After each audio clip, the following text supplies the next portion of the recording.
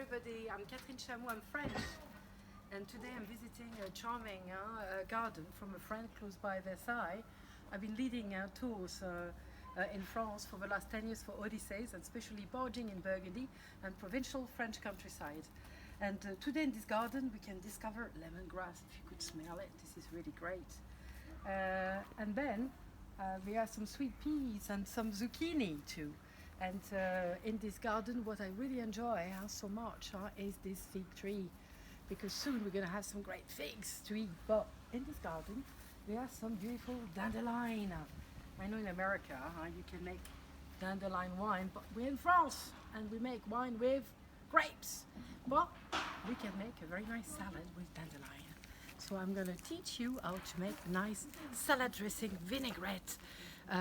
So you can enjoy your dandelion. So dandelion are very different one to another. The first one is dandelion, as you know.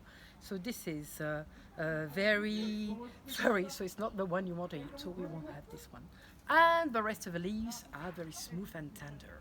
So you wash them, and then after that you make a nice vinaigrette.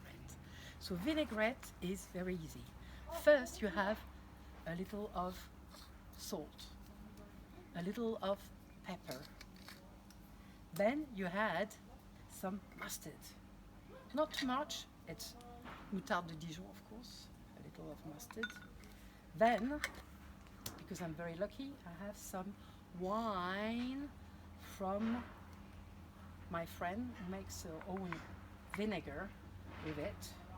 So this is some vinegar of wine. 1 little spoon. You stir like that. Then you add some huile de colza, which is some very nice neutral oil, canola. So usually it's 1, 2, even 3. And then you stir well. And then to add a little zest to it, you can have some shallot.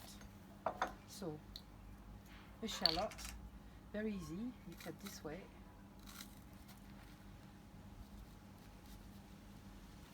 And then you add it directly to the salad dressing. And then, if you don't have dandelion, you can use little lettuces like that, even some zucchini, and why not some little radishes just coming from the earth here.